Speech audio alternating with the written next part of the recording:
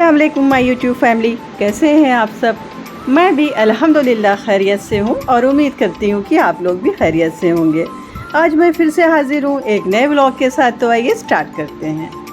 ये बिल्कुल फ्रेश और बिल्कुल जूसी नींबू आया था। मेरी एक फ्रेंड है, रानी मंडी में रहती हैं, तो उनके यहाँ नींबू का पेड़ है। तो एक दिन उनका कॉल आया कि अगर आप इतनी रेसिपी बनाती हैं और आप नींबू यूज़ करती हैं तो आपको नींबू की ज़रूरत तो नहीं है। अरे हमने कहा नेकी और पूछ भेजिए फ़ौरन। तो उन्होंने ढेर सारा नींबू मुझे भेजा। इतना जूसी था नींबू कि मैं क्या बताऊँ। पूरा उसका जूस निकाल के मैंने एक बॉटल भर ली।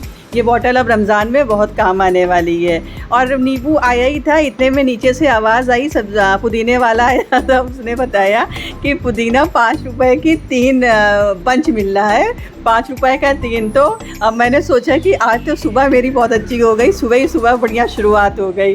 तो मैंने ये 3 बंच पुदीना के ले लिए। पुदीना भी बहुत फ्रेश था और इसकी खुशबू तो एकदम औसम थी, बहुत ही मतलब कि अच्छा पुदीना था। आज सुबह सुबह नींबू और पुदीना की खुशबू ही खुशबू पूरे घर में फैली हुई थी।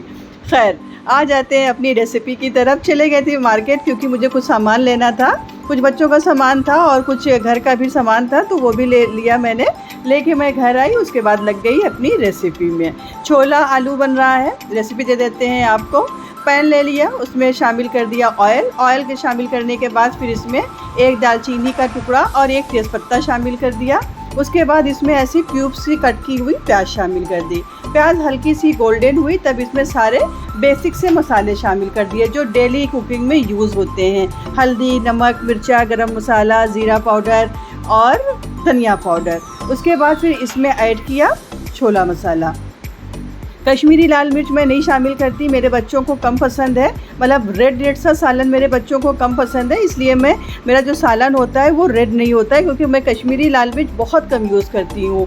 मतलब जहाँ बहुत ज़्यादा ज़रूरत पड़ती है बस वहीं पे यूज़ करती हूँ। नहीं, मैंने देखा है कि लोग हर खाने में कलर लाने के लिए कश्मीरी लाल मिर्च का यूज़ करते हैं। उसके बाद फिर मैंने इसमें शामिल कर दिया एक बिग साइज़ का टमाटर, ऐसे चॉप करके, क्यूब्स में चॉप करके। ऐसे क्यूब्स में चॉप करके आप शामिल करेंगे तो आपको उसका पेस्ट बनाने की ज़रूरत नहीं पड़ेगी। ये छोले मैंने बॉयल कर लिए थे। इसमें मैंने शामिल किया था एक दालचीनी का टुकड़ा और नमक डाल के बॉयल कर लिया था, अच्छे से गल गया था छोला। फिर इसमें मसालों में छोला शामिल कर दिया। छोले को थोड़ा सा ऐसे भून लेंगे उसमें मसालों में। उसके बाद बॉयल आलू शामिल कर देंगे। बॉयल आलू आप अपने हिसाब से शामिल करिएगा। अगर बच्चों को ज़्यादा पसंद है तो आलू ज़्यादा शामिल करिएगा, छोला कम ऐड करिएगा। अगर बच्चों को छोला पसंद है तो आलू कम ऐड करिएगा, वो आप अपने हिसाब से कर लीजिएगा। मेरे घर में बच्चों को छोले से ज़्यादा आलू पसंद है, तो मैंने बराबर रखा था, इक्वल रखा था छोला और आलू। और उसके बाद फिर इसको मिक्स किया। छोले में डालने के बाद आलू और छोला और मसालों को खूब अच्छे से मिक्स किया। मिक्स करने के बाद इसमें ज़रूरत के जितना पानी डाल दिया। बहुत ज़्यादा ग्रेवी नहीं रखना है क्योंकि चावल से नहीं खाया जाएगा ये, बस ये पूड़ी से खाया जाएगा, तो इसलिए बस मैंने नॉर्मल ही पानी रखा है, बहुत ज़्यादा नहीं। अब इसको थोड़ी देर पकाएंगे जिसमें सारी चीज़ें जो हैं आपस में मिक्स हो जाएं। जितने मसाले, छोला, आलू, जो चीज़ें हैं सारी आपस में मिक्स हो जाएं। उसके बाद इसमें 3 हरी मिर्च शामिल कर दिया, इससे खुशबू बहुत अच्छी आती है। और आधा चम्मच होममेड गरम मसाला शामिल कर दिया और ढेर सारा हरा धनिया की खुशबू तो बहुत ही अच्छी होती है और मैं हर खाने में हरी धनिया शामिल करती हूँ। मतलब जहाँ जहाँ हरी धनिया यूज़ होती है तो मैं कोशिश करती हूँ कि ढेर सारी हरी धनिया शामिल करूँ। शामिल करने के बाद फिर इसको एक बार और सौटे कर दिया। सौटे करने के बाद ये देखिए मज़ेदार सा छोला तैयार हो गया। उसके बाद चढ़ा दी कढ़ाई में शामिल कर दिया थोड़ा सा कुकिंग ऑयल क्या, रिफ़ाइंड ऑयल शामिल किया। रिफ़ाइंड में मुझे पूड़ियाँ बनाना है, मैं भटूरा नहीं बना रही, आज पूड़ियाँ बना रही हूँ। हेल्पर से आटा गूंदवा लिया था, हेल्पर आ गई थी तो उन्होंने आटा गूंद दिया। फिर पूड़ियों को उन्होंने बेल भी दिया था, मैं सिर्फ फ्राई कर रही थी। मैं साथ साथ लगी रहती हूँ, हेल्पर आती है, हेल्पर के साथ साथ भी मैं लगी रहती हूँ, क्योंकि अगर बच्चों को पता चल जाए कि खाना हेल्पर ने बनाया है तो बच्चे तो खाएंगे नहीं। मतलब उनको टेस्ट समझ में नहीं आता है, बस उनको ये लगता है कि अम्मा ने बनाया या हेल्पर ने बनाया, बस। तो मैं खड़ी रहती हूँ, वो बेलती गई, मैं इसको फ्राई करती गई और गरम गरम बच्चों को नाश्ता दिया, हस्बैंड को दिया और ख़ुद भी किया। मज़ा आ गया। आज सुबह ही सुबह, आज की सुबह बहुत ही मज़ेदार रही। आज मतलब सुबह उठते ही पहले नींबू मिला, उसके बाद फ्री का नींबू मिला, उसके बाद फिर पुदीना मिला, और हाँ, ढेर सारा उन्होंने करी पत्ता भी भेजा था। उनकी नंद के यहाँ करी पत्ता का पेड़ है, तो मैंने उनसे बताया था कि हमें करी पत्ता नहीं मिलता, हम गाँव से मंगाते हैं अम्मी के पास से। तो उन्होंने ढेर सारा मुझे करी पत्ता भी भेजा था, लेकिन करी पत्ता को मैंने धुला नहीं, बस ऐसे ही जो कपड़े वाले झोले आते हैं, जो जब आप कपड़े की शॉपिंग करने जाएं तो कपड़े वाले झोले मिलते हैं ना, जिसमें कपड़े मिलते हैं, तो उन्हीं कपड़े वाले झोले में करी पत्ता को ऐसे ही मैंने अंदर बंद करके लपेट के फ्रिज में रख दिया। अब वो वैसे ही फ्रेश रहेगा। करी पत्ता को अब कुछ नहीं करना है, अब जब यूज़ करना होगा तो मैं उसको निकालूंगी, जितना यूज़ करना रहेगा उतना वॉश करूंगी और यूज़ कर लूँगी। मतलब मेरे ख्याल से 1 महीने तक करी पत्ता आपका फ्रेश रहेगा, अगर कपड़े वाले झोले में आप उसको लपेट के फ्रिज में रख देंगी तो। खैर, खाना पीना खाने के बाद, सारी चीज़ों को समेटने के बाद, फिर आज नंबर था नीचे की डस्टिंग का। मैं आ गई नीचे और यशब को साथ में लेके आई कि मेरे साथ चलो, थोड़ी सी मेरी हेल्प करो सफाई करने में। आज नीचे की डस्टिंग करना है, और थोड़ा सा एक कॉर्नर भी मुझे बनाना था इबादत का, जहाँ नमाज़ पढ़ी जाएगी, जहाँ बच्चे इबादत करेंगे, जहाँ सब लोग इबादत करेंगे।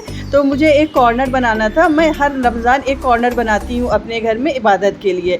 फिर वहाँ पे फिर डिस्टर्बेंस नहीं होती है कि नमाज़ पढ़ो फिर उसको लपेट के रखो, या फिर ढूंढना पड़े कि तस्बीह कहाँ है, कुरान कहाँ है। अगर आप भी अपने घर में एक नमाज का कॉर्नर बना लेंगे तो बड़ी आसानी हो जाएगी। जब भी आपका मन करेगा, जब भी आपका दिल चाहेगा, आप अपना बैठ के आराम से इबादत कर सकती हैं। तो मैं सफाई में लग गई। धूल तो सफाई ये कल भी हुई थी यहाँ की, लेकिन अभी मैं दिखाती हूँ धूल कितनी आ रही है। डेली धूल आती है, पता नहीं कहाँ से इतनी धूल इफरात है, समझ में नहीं आता। पूरा डस्टिंग क्लॉथ जो मेरा है वो बिल्कुल गंदा हो गया था। इब्ने अब्बास को थोड़ी सी पढ़ाई में प्रॉब्लम हो रही थी, बैठने में वो थक जा रहे थे, एग्ज़ाम हो रहा है, तो उन्होंने बोला कि मुझे ये वाली मूविंग चेयर दिला दीजिए। तो ये इब्ने अब्बास की मूविंग चेयर आई है उनके लिए, उनके पढ़ाई करने के लिए, कि वो सुकून से बैठ के पढ़ाई करें। तो उसको भी, उस पर भी डस्ट थी, उसको मैंने साफ़ कर दिया।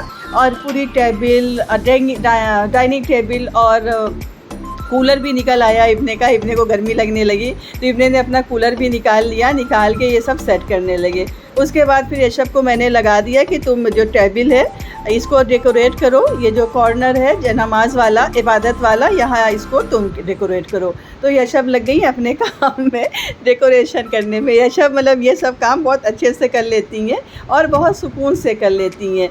ये कुछ सामान मैंने मंगाए थे लास्ट ईयर रमज़ान के ही हवाले से, और ये खूबसूरत सी जानमाज़ मेरी नंद ने दिया था। वो उम्रा करने गई थी, जो मेरी सिस्टर इन लॉ हैं अमेरिका वाली, वो उम्रा करने गई थी लास्ट ईयर, तो उन्होंने ला के दिया था। इसको मैंने बहुत संभाल के रखा है, इसको मैं डेली यूज़ में नहीं लेती हूँ। ये मतलब जैसे कोई गेस्ट आ गए तो उनको निकाल के दे देती हूँ, या फिर जैसे कि स्पेशल ओकेज़न पे ही ये जानमाज़ निकलता है। बहुत ही खूबसूरत है ये, और इसका कलर वाइट है, इसको इसलिए मैंने डेली यूज़ में नहीं निकाला है कि ये गंदा हो जाएगा, तो फिर बार बार इसको वॉश करेंगे। और वॉश करने के बाद फिर चीज़ें नई नई रहती हैं, वॉश करने के बाद फिर चीज़ें बिल्कुल रफ़ हो जाती हैं। और इसके साथ उन्होंने एक ब्राउन कलर की बहुत ही खूबसूरत सी तस्वीर दी थी, अभी मैं दिखाती हूँ। तस्वीर भी बहुत खूबसूरत है, मतलब पूरा सेट बना के उन्होंने दिया था। ये ब्राउन वाली तस्वीर और ये जानमाज़ बहुत खूबसूरत उन्होंने दिया था। सलामत रहें वो, उनको अल्लाह उनको सेहत दे, थोड़ा सा तबीयत ख़राब रहती है उनकी। खैर, पूरा कॉर्नर तैयार हो गया, बिल्कुल वेल मेंटेन, बिल्कुल साफ़ सुथरा हो गया।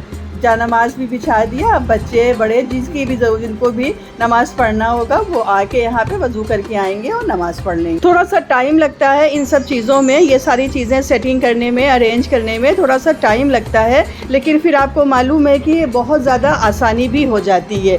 एक बार टाइम आप दे दीजिए इन सब कामों में, एक बार मेहनत कर लीजिए तो पूरा महीना भर आपको आसानी रहेगी, कोई भी प्रॉब्लम नहीं होगी। सुबह सुबह अगर हेल्पर आएगी तो वो अपना समेट देगी, मतलब समेट देंगी, मैं भी समेट दूंगी। उसके बाद फिर इसको आराम से दिन भर, वैसे यहाँ ये नीचे कमरे में रोज़ सफाई होती भी नहीं है क्योंकि यहाँ पे कोई आता नहीं है, बस इतने ट्यूशन पढ़ते हैं तो ज़्यादा यहाँ पे गंदगी होती भी नहीं है। बस कभी कभी हेल्पर आती है नीचे तो हेल्पर के साथ मैं भी आ जाऊँगी और मैं भी खड़े होकर साफ़ सफाई करवा लूँगी। और खैर आसानी बहुत ज़्यादा हो गई इस कॉर्नर के बनाने से, बहुत ज़्यादा।